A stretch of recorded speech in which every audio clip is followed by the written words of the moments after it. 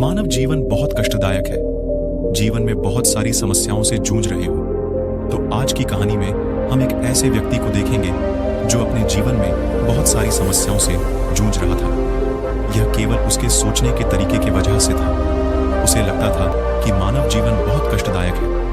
वह सोचता था कि पशु का जीवन इंसानों से बेहतर है क्योंकि उन्हें इतनी समस्याएं झेलनी नहीं पड़ती। हम इंसानों को सदा चिंताएं सताती रहती हैं, वो आनंद से जीवन जीते हैं। तो आइए जानते हैं उसकी सोच बुद्ध ने कैसे बदली और कैसे वह जान गया कि मनुष्य का जीवन ही सबसे कीमती है। लेकिन इससे पहले कि आप कहानी में खो जाए, वीडियो को लाइक जरूर कर दें। तो चलिए बिना किसी देरी के शुरू करते हैं। दोस्तों, एक व्यक्ति एक मार्ग में बहुत तेजी से आगे बढ़ रहा था। तभी अचानक वह दूसरे व्यक्ति से टकरा गया। इस पर वह दूसरा व्यक्ति क्रोधित होकर कहता है, अरे जानवर हो क्या, तुम्हें दिखाई नहीं देता? एक सांड की तरह लगातार आगे बढ़ते जा रहे हो। इस पर पहला व्यक्ति कहता है, काश आप जो कह रहे हैं वही सत्य होता। लेकिन दुर्भाग्यवश में एक मनुष्य हूं। उस पहले व्यक्ति के मुख से यह सुनकर उस दूसरे व्यक्ति का क्रोध शांति हो गया। वह उस पहले व्यक्ति से कहता है, लगता है तुम बहुत दुखी हो, वरना सौभाग्य की बात को दुर्भाग्य न कहते, क्योंकि एक इंसान का जन्म पाना तो बड़े ही सौभाग्य की बात है। मनुष्य का जीवन बड़ी कठिनाइयों से मिलता है और तुम हो कि एक जानवर होना चाहते हो। तभी वह पहला व्यक्ति कहता है, मित्र, क्या आपने कभी किसी जानवर को आत्महत्या करते हुए देखा है? क्या आपने कभी किसी जानवर को किसी दूसरे जानवर को धोखा देते हुए देखा है? क्या आपने किसी जानवर को अपने अतीत या फिर अपने भविष्य के लिए परेशान होते हुए देखा है? ऐसे में मनुष्य का जीवन भला भाग्य की बात कैसे हो सकती है? इससे अच्छा तो पशुओं का जीवन ही है। हम मनुष्य तो पशुओं से भी गए गुजरे हैं। उस पहले व्यक्ति की यह सारी बातें सुनकर वह दूसरा व्यक्ति कहता है, लगता है तुम बहुत दुखी हो, तुम्हारे जीवन में बहुत बड़ी समस्या आ पड़ी है। यदि ऐसा है तो तुम्हें इसका समाधान महात्मा बुद्ध के पास मिल जाएगा, तो वहां जाओ। तभी पहला व्यक्ति कहता है कि कौन है? क्या कोई साधु है, महात्मा है, ऋषि मुनि है, पंडित है? अगर वह इनमें से है तो इनमें से कोई भी मेरी मदद नहीं कर सकता। मैं ऐसे कई लोगों से मिल चुका हूं और इनके पास मेरी समस्या का कोई समाधान नहीं है। इस पर वह दूसरा व्यक्ति कहता है, वह इनमें से तो नहीं है, लेकिन वह क्या है यह मैं भी नहीं जानता। बस मैं इतना ही जानता हूं कि जो भी उनके पास जाता है उनकी सभी समस्याओं का समाधान वह बड़ी सरलता से कर देते हैं। जो भी उनके पास आता है वह अपने साथ वहीं पर छोड़कर चला आता है। उस दूसरे व्यक्ति की बात सुनकर पहले व्यक्ति को लगा कि उसे भी महात्मा बुद्ध से मिलना चाहिए। उसने उस दूसरे व्यक्ति से कहा, ठीक है भाई, अगर तुम कहते हो तो मैं एक बार उनसे भी मिल लेता हूं, उन्हें भी देख लेता हूं कि आखिर ऐसी क्या बात है जो लोगों की समस्याओं का समाधान बड़ी सरलता से कर देते हैं। इतना कहकर वह व्यक्ति अगले ही दिन महात्मा बुद्ध से मिलने के लिए निकल पड़ा था।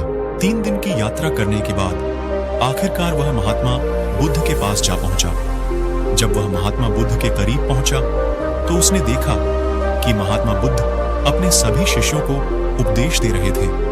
महात्मा बुद्ध कह रहे थे, इस पृथ्वी पर उपस्थित हर किसी का जीवन बहुत कीमती है, परंतु मनुष्य जीवन अनमोल है। इसका उपयोग कर मनुष्य जीवन के उच्चतम शिखर तक पहुंच सकता है और इसी मनुष्य जीवन के कारण हम मनुष्य पशुओं से नीचे भी आ सकते हैं। महात्मा बुद्ध का यह उपदेश समाप्त होते ही वहां पर जो भी लोग बैठे हुए थे वह वहां से चले गए। तभी वह व्यक्ति महात्मा बुद्ध के करीब पहुंचा और वह महात्मा बुद्ध को प्रणाम करके कहता है, हे बुद्ध, आप कहते हैं कि हम मनुष्य का जीवन अनमोल है। आखिर हम मनुष्य के जीवन में ऐसी क्या बात है? हम मनुष्य के जीवन में कीमती जैसा क्या है?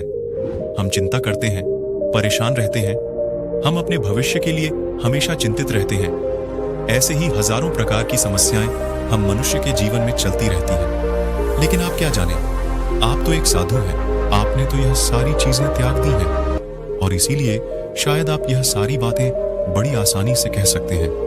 मुझे तो यही लगता है कि मनुष्य का जीवन बहुत ही कठिन है। हमें इसे समाप्त कर लेना चाहिए। आपने कभी किसी पशुओं को देखा है ना, तो वह चिंता करते हैं, ना ही उन्हें किसी तरह की तकलीफ होती है, ना ही वह कोई परेशानी में रहते हैं। वह तो अपना जीवन मौज मस्ती में जीते हैं। ना ही उन्हें अपने भूतकाल की चिंता होती है और ना ही भविष्य की। ना ही वह किसी को धोखा देते हैं और ना ही किसी से शिकायत करते हैं। वह तो बस अपना जीवन जीते रहते हैं। और वहीं पर दूसरी तरफ हम मनुष्य का जीवन ठीक इसका उल्टा है।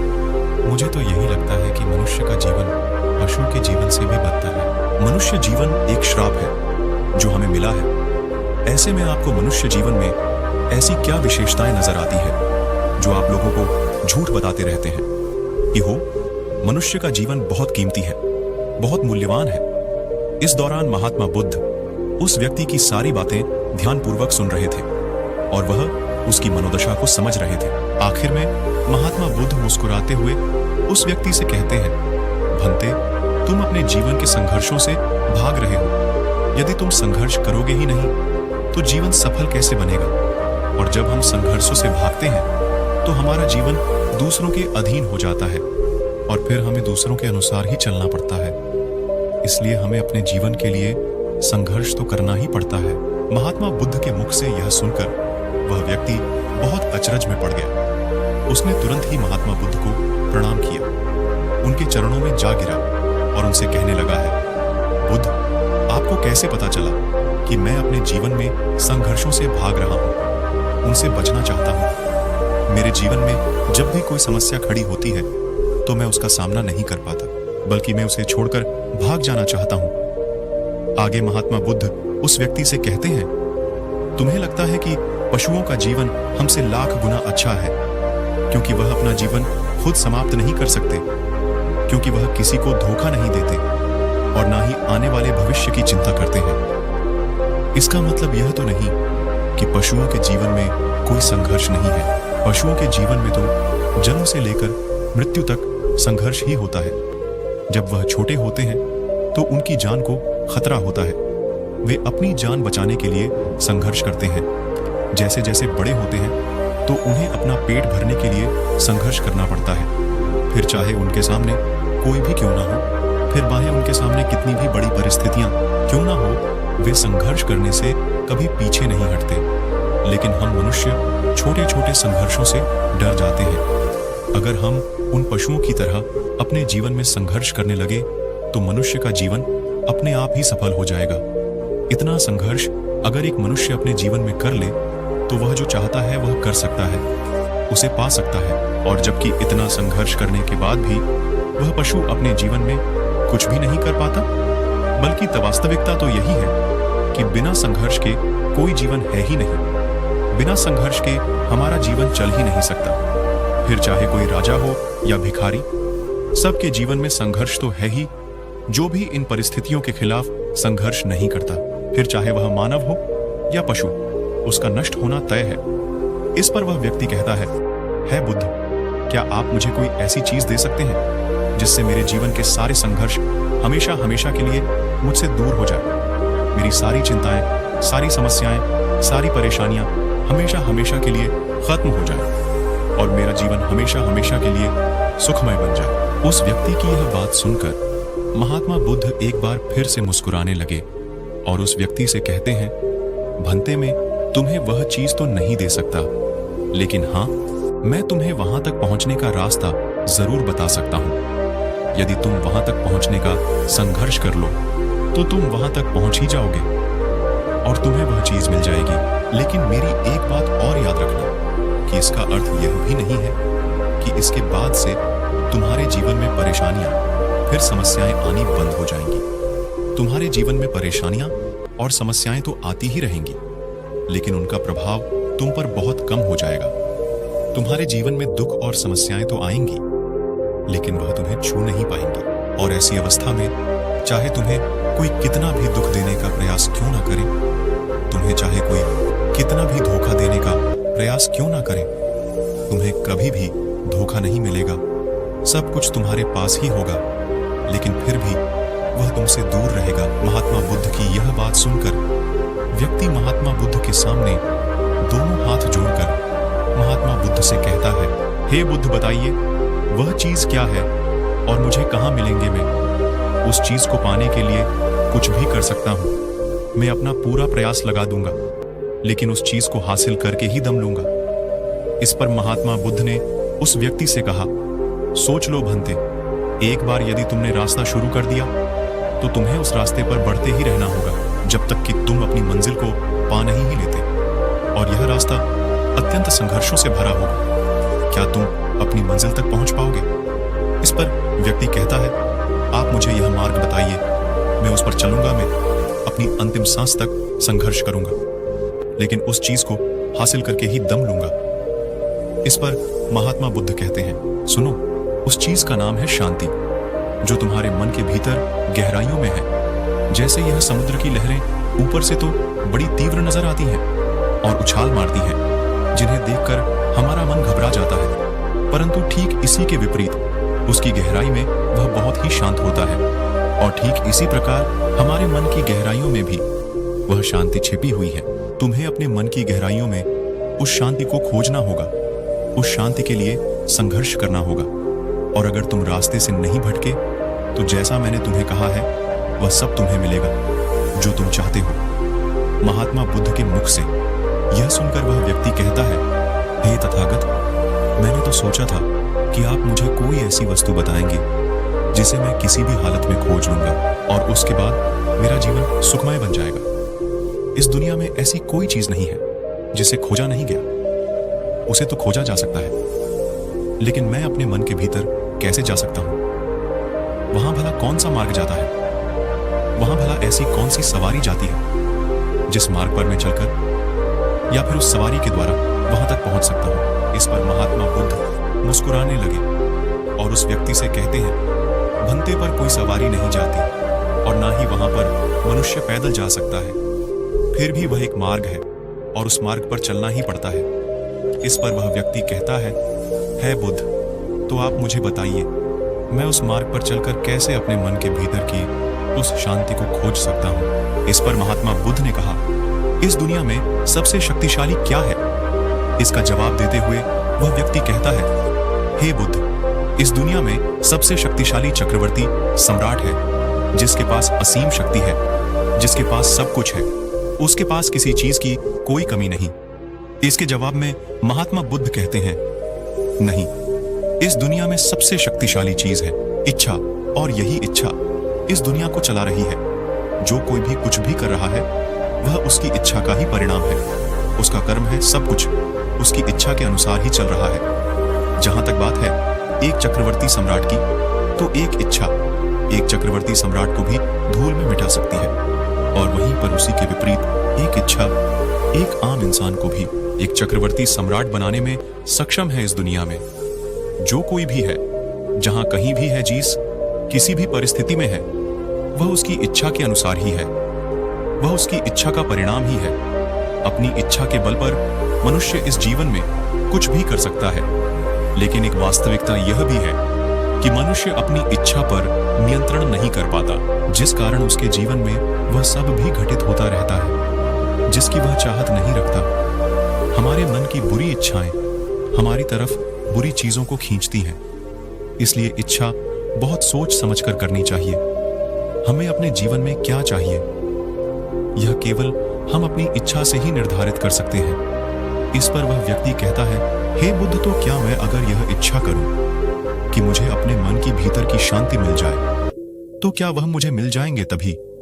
महात्मा बुद्ध कहते हैं, भंते, इस दुनिया में सबसे शक्तिशाली इच्छा अवश्य ही है, परंतु फिर भी मनुष्य ना जाने अपने जीवन में तरह तरह की इच्छाएं पालता है, लेकिन वह सारी इच्छाएं उसकी पूर्ण नहीं हो पाती हैं, क्योंकि उस इच्छा को पूरा करने के लिए एक और चीज की आवश्यकता पड़ती है, और वह एक चीज की कमी मनुष्य के जीवन में हमेशा बनी रहती है। क्या तुम उसके बारे में जानते हो? इस पर वह व्यक्ति कहता है, नहीं बुद्ध, मैं नहीं जानता वह क्या चीज है।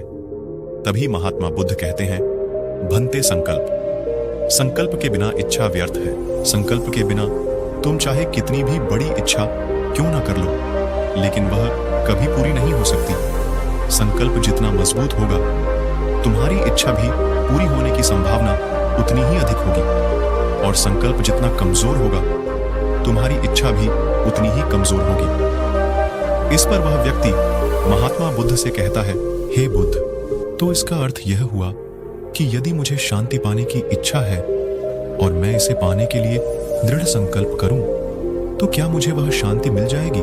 तभी महात्मा बुद्ध कहते हैं, भंते, संकल्प भले ही इच्छा को शक्ति प्रदान करता है, परंतु इच्छा और दृढ़ संकल्प होने के बाद भी व्यक्ति अपने मंजिल तक पहुंच नहीं पाता, क्योंकि वह राह में भटक जाता है और फिर थक कर वह अपने संकल्प को त्याग देता है और अपनी इच्छाओं को छोड़ देता है। क्या तुम जानते हो ऐसा क्यों होता है? इस पर वह व्यक्ति कहता है, बुद्ध, मुझे नहीं पता। तभी महात्मा बुद्ध कहते हैं, क्योंकि किसी भी मार्ग पर चलने के लिए उस मार्ग के ज्ञान का होना बहुत आवश्यक है, और यह ज्ञान हमें उस मार्ग पर चलकर ही मिल सकता है, न कि केवल बैठकर सोचने से। और जब हम उस मार्ग पर चलते हैं तो हमें छोटी मोटी दिक्कतें, समस्याएं, परेशानियां आती ही रहती हैं, और हम उन छोटी छोटी समस्याओं में फंस कर रह जाते हैं और हमारा संकल्प टूट जाता है। हमारी इच्छा उन छोटी छोटी समस्याओं के सामने कमजोर पड़ जाती है और हम उन समस्याओं के सामने घुटने टेक देते हैं, हार मान लेते हैं, और हमारा पूरा का पूरा जीवन फिर उन्हीं समस्याओं के इर्द गिर्द घूमता रह जाता है और हमारा पूरा जीवन वहीं पर समाप्त हो जाता है। इस पर व्यक्ति कहता है, हे बुद्ध, मैं आपकी बातों को समझने का बहुत प्रयास कर रहा हूं, लेकिन मुझे आपकी सारी बातें समझ नहीं आ रही। कृपया करके आप मुझे साफ और स्पष्ट तौर पर समझाने का प्रयास करें। महात्मा बुद्ध ने उस व्यक्ति से कहा, भंते, मान लो कि तुम्हें किसी गांव में जाना है और वहां पर किसी व्यक्ति से मिलना है, और तुमने यह दृढ़ संकल्प किया है कि तुम उस व्यक्ति से मिलकर ही रहोगे। तुमने अपना सफर तो शुरू किया, लेकिन काफी वर्षों के प्रयास के बाद भी ना तो वह गांव खोज पाए और ना ही उस व्यक्ति से मिल पाए। तो ऐसे में क्या हुआ? इसके जवाब में वह व्यक्ति कहता है, हे बुद्ध, भला ऐसा कैसे हो सकता है?